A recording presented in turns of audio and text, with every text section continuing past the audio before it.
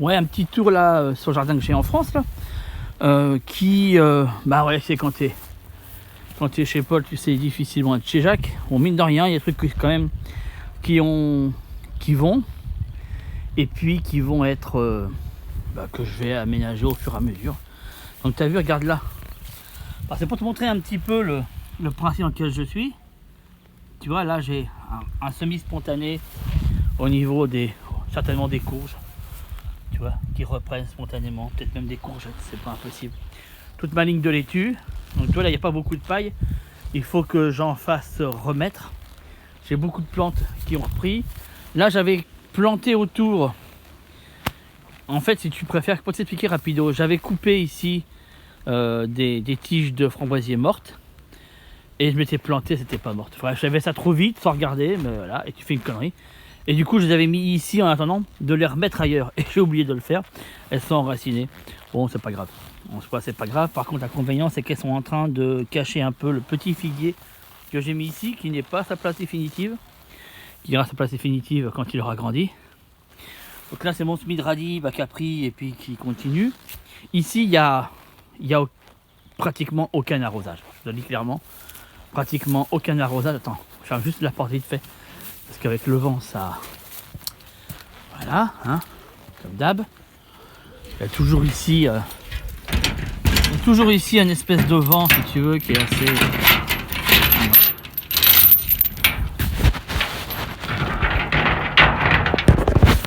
Voilà. Donc, bref, j'en étais où? Voilà. Parce que de toute façon, la seule source d'eau pour le jardin, c'est cette cuve.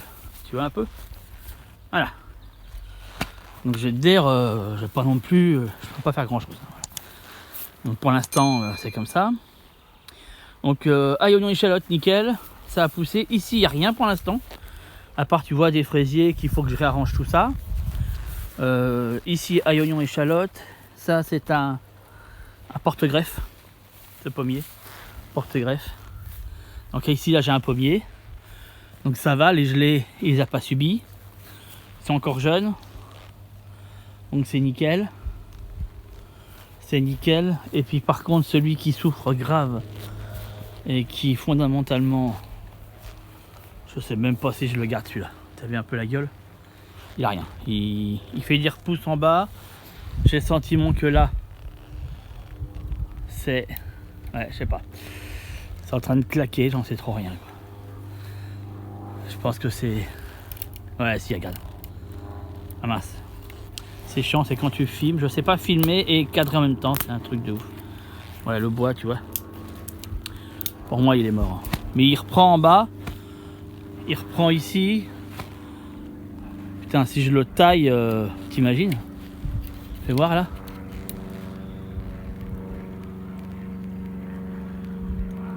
C'est compliqué à dire, hein. Ça me fait chier de casser une branche pour pas grand chose, fais voir. En bout de branche là. Elles ont pas l'air mortes. Je sais pas. À mon avis, il a pas. Ouais, tu vois, celle-là, elle est cassée. Il reprend vers le bas, hein, mais c'est pas là que je veux. Hein. Bon, celui-là, cette année, il donnera rien. Donc, je sais pas. Je pense que je vais le dégager. Je vais le foutre ailleurs. Et puis, j'essaierai de voir comment je peux le reprendre, celui-là. Parce que j'ai des tiges qui reprennent ici. Donc, c'est bien gentil, mais j'en ai pour un moment avant que ça refasse des feuilles. Enfin, t'as compris le truc, quoi. Des feuilles, des tiges, des machins. Ce qui fait que ce qui est en haut, il faudrait que je le taille. Bon, bref. Je vois cette année comment il évolue, on verra bien. Puis ma foi, bah voilà. Hein, il y a un semis de fèves qui avait été fait qui n'est pas sorti parce que je pense que bah voilà. Comme je suis là vraiment par tu vois, par saccade. Donc je pense que bah, ça va manquer d'arrosage. Et puis ma foi, chou perpétuel ça va, j'en ai d'autres faut que je ramène. Donc on va laisser repousser ça. Ma petite lavande qui est là, ça passe. Là ici, les choux ils vont revenir. Là ici, t'as vu, c'est le boxon. Hein. Faut que tu vois un peu. Hein. Faut que je passe un coup de coupe-fil là-dedans. Les poireaux perpétuels, machin, ça pousse, ça va, tu vois. On voit vraiment la différence entre mes poireaux perpétuels et mes poireaux cultivés. Les poireaux perpétuels se portent beaucoup mieux. Donc ça aussi ici c'est pareil, hein, j'installe de plus en plus des des choses qui restent à l'année, qui se tiennent là où l'arrosage n'est pas forcément là. Là j'ai de la Véronique qui reprend partout, tu vois. Ça me donne plein d'indicateurs tout ça en fait. Bon, bah le jardin, il y a un peu de boulot. Il y a un peu de boulot dessus. Il faut que je ramène pas mal de plants. Ah mais elles sont là mes fèves. Elles ont été sorties de terre. Tiens, regarde-moi ça. Putain, elles ont pas. Comment ça se fait qu'il y en a ici? Mais j'avais pas mis ça ici moi. Comment ça se fait que c'est là? J'avais mis ça sur cette parcelle là.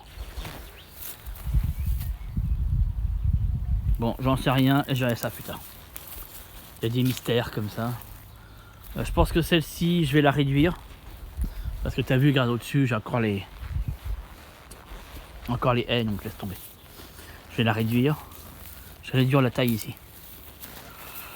La petite pimprenelle qui fonctionne toujours. Bon bah ouais, ok, bon, redémarrage. Hein. Redémarrage de saison. Là ça va, voilà. Il faut que je lance de saison les choses.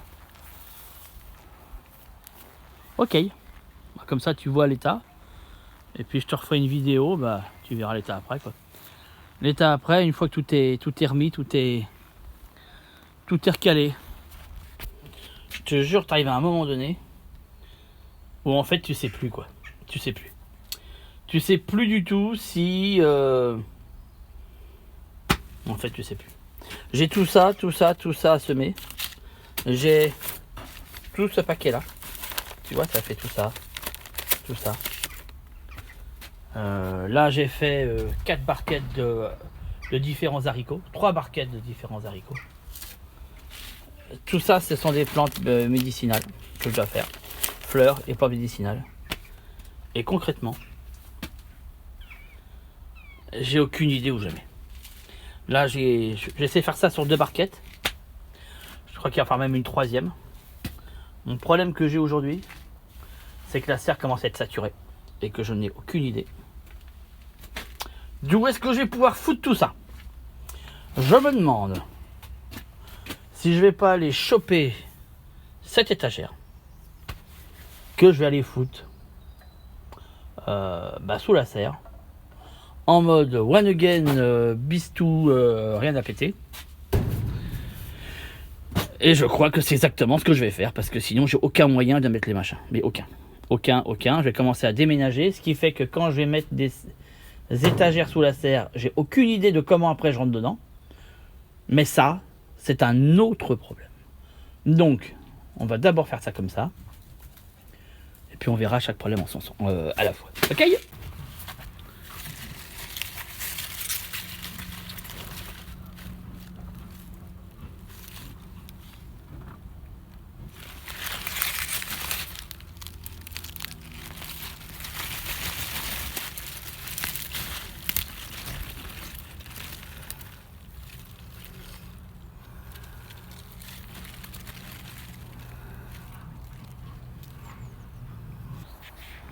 Salut, bon bah écoute, je te montre la serre en mode fin de printemps, début d'été. Voilà, tu vois, ça donne ça. Avec franchement différents stades de progression sur surtout, alors les films blancs que tu vois au-dessus des mottes, c'est le sable qui à force se répand, c'est juste ça. Parce que je ferme le trou des mottes avec du sable. Puis comme tu vois, pas forcément sur tout, donc bon, voilà. Bref, non, mais voilà, tu vois un petit peu comment ça fonctionne. Il y a des trucs qui sont pas trop mal, d'autres où c'est... après, de toute façon, moi je fais des...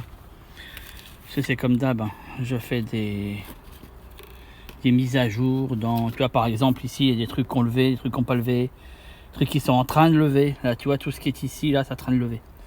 Peut-être que tu vois pas bien, mais à l'image, mais enfin, moi je le perçois, tu vois, là, c'est en train de se lever. Attends, parce que j'ai une étiquette qui s'est... à force, voilà. Et là ça me dit choucal et choux de Bruxelles et choux Bruxelles. Ok. En fait dans les modes c'est la galère mettre des étiquettes. C'est pas le truc qu'il y a de plus top. Ici ça c'est les rutabagas qui sont là. Comme ça te donne voilà, ça c'est la fin de la lilloise. Voilà, d'autres laitues qui sont en route. Il y a des laitues à différents stades. Là ici c'est du brocoli. Avec dans les trous d'autres brocolis que j'ai mis. Ça c'est quand... Comment t'expliquer? Quand ça fait ça, tu vois, c'est parce que j'avais semé tout. Et il y a eu à un moment donné des limaces qui sont arrivées. Et puis ils m'ont bouffé. Donc depuis j'ai remis des graines dans les trous qui manquent quoi en fait. Tout ce qui est là, ça c'est betterave et puis bête. D'accord. Là c'est encore des laitues. Là-bas, je crois que c'est ce qui reste là-bas. C'est carottes de mémoire. Oui c'est ça. Je crois que c'est des carottes. Et puis après j'ai plein de trucs, tu vois, j'ai de la menthe, j'ai du millepertuis, menthe coque dans le fond, mais le menthe coque a pas l'air de vouloir monter. La marocaine, elle a monté.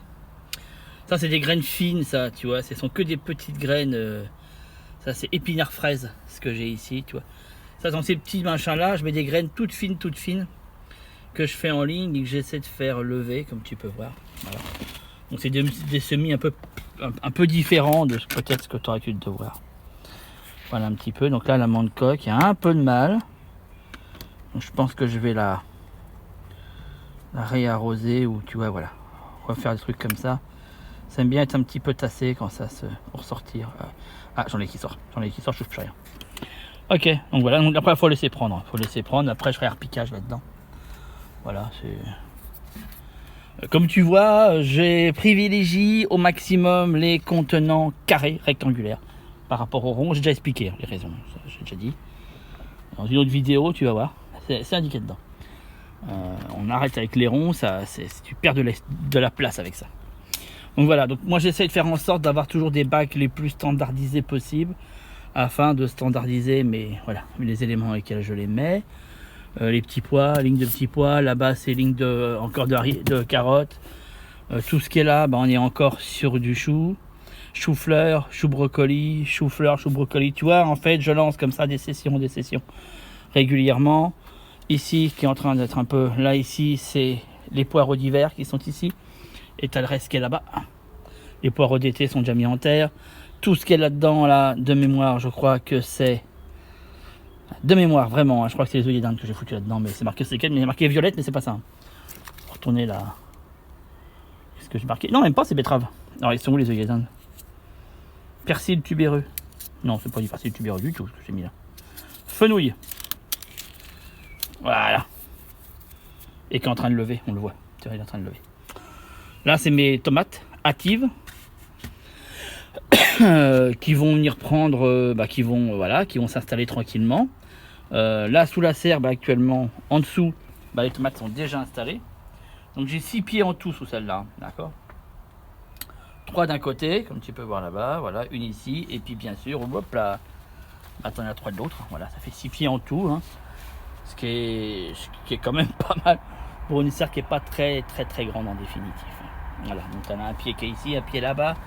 Un pied là-bas, le reste des laitues, je ne mets plus rien sous la serre, c'est fini. Maintenant, ça passe en pleine terre. Donc, c'est pour ça que ça, c'est des laitues qui restent encore à manger. Et toutes les autres laitues, elles sont en dessous, tu vois. Donc, voilà. Donc, ça, c'est la suite. Donc, donc, si tu veux, pour te reprendre historiquement, ça, c'était mes premiers repiquages de laitues qui étaient ici. Il y a même eu une deuxième phase. Et comme tu peux voir, il y en a encore ici des toutes petites. Une troisième phase, d'accord. Tu comptes à chaque fois pratiquement 15 jours, 3 semaines. Troisième, après ici j'ai une 4e phase qui est ici. 5e, 6e, 6e et une 7e de l'autre côté là-bas. Voilà, et puis après tu as la 8e, 9e et 10e qui est en route. Voilà, tu vois un petit peu comment j'avance, voilà. Ça fonctionne comme ça à chaque fois pour pas prendre de retard, et c'est le cas, tu vois. Donc les autres tomates, parce que là tu vois, ça c'est mes tomates hâtives. Tout ça, il y a tout un système de couverts, de machin, tu vois, il y a des voies de forçage qui sont à côté de l'arrosage, enfin, c'est pas mis comme ça, hein, voilà, forcément la nuit il fait un peu plus frais, il faut éviter les différentes températures, etc. Donc il y a des couverts que j'installe le soir, la journée quand il fait beau, là tu vois, là il fait quand même, je vais pas te montrer le soleil trop, mais bon, enfin, tu vois, il fait pas dégueulasse, et puis ma foi, quoi dire, je sais pas en fait quoi dire, les autres tomates elles sont à l'intérieur, je vais te faire un tour, je vais te montrer ce qu'il y a à l'intérieur. Comme machin, voilà, puis tu vois un petit peu, puis après quand tout est plein ici, ça va sur les étagères qui sont là, Voilà, et ça finit après l'étagère en été, elle finit dehors et je continue dessus. Enfin bon, bref. Après, toutes les barres, elles vont foutre le camp. Les tomates, elles vont grandir. Après, les semis vont être directement en pleine terre. Enfin, tu vois un petit peu. Bon, bien que cette année, il y a des semis que je vais continuer parce que le 3e terrain que j'ai n'est pas complètement aussi avancé que les autres. Et donc, du coup, il faut que je continue des semis. Donc ça va être un autre système sur lequel il va certainement falloir que je reprenne des étagères comme ça. Parce qu'ici, il n'y aura plus moyen de rentrer. Les tomates auront pris tout. Ça, c'est c'est mes boutures que je fais. Voilà, ça, c'est celle qui aurait dû... j'avais oublié dans un coin. J'ai juste de leur me rappeler. C'est des groseilles. J'en ai plein d'autres, mais là, c'est ceux que j'avais oubliés. Les autres ont déjà été installés, donc voilà. Ouais, je te montre à l'intérieur. Donc qu'est-ce que j'ai là sur les bacs que j'ai installés ici, juste pour le lever en fait. Dès que c'est levé, ça partira sous la serre. En fait, c'est du haricot rame, haricot nain et du mange-tout. Tout est ici. Après, tout ce qui est là avec l'ensemble des étiquettes, plus que ce qui est ici. Et d'ailleurs, je me rends compte d'une emmerde, c'est que le feutre que j'avais qui tient les arrosages avait planté. J'avais pris un des feutres des gamins. Et comme tu peux constater, et ça s'est effacé. Donc j'ai intérêt à vite faire regarder qu'est-ce que c'était. Parce que de mémoire, j'en sais foutre rien. Peut-être que les sachets, les a mis dans le bon ordre. Mais de toute façon, il y a 5, 1, 2, 3, 4, 5 variétés que je sais pas quoi. Donc après ici, juste en dessous, sous les lampes, là j'ai mes tomates, tu vois, futur levé. Et puis là, c'est tout ce qui est curcubitacé avec concombre, courge, la cornichon. Enfin, voilà. Là c'est première session. Ici, c'est mes tomates. J'ai 80 à peu près. 80 tomates de semées dans tout ça, qui sera repiqué d'une façon dans des trucs, dans des pots, comme tu as vu tout à l'heure. Là, c'est du mi-saison et tardif. Et après, là, c'est le reste des premières phases de semis des curcubitacées. Voilà. Ici, c'est mon céleri qui continue tranquillement à pousser. Ça prend du temps à pousser le céleri, c'est ça qu'il faut le démarrer tôt. Sinon, tes cacahuètes. Voilà, attends, parce que là j'ai un petit truc qu'il faut que j'arrange. Ouais, ça c'est quand t'arroses après. Donc voilà, et puis après, j'ai d'autres trucs. J'ai encore du céleri perpétuel que j'essaie de faire. Voilà, il y en a un qui sort, tu vois. C'est super. Bon voilà, tu vois au moins ce qu'il y a encore à l'intérieur. Ça c'est juste pour les lever. Une fois que c'est levé, ça va dehors.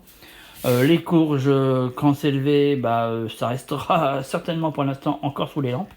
Les tomates encore sous les lampes un petit peu, puis ça partira aussi, dès que c'est en bonne taille, ça partira en dessous. Voilà.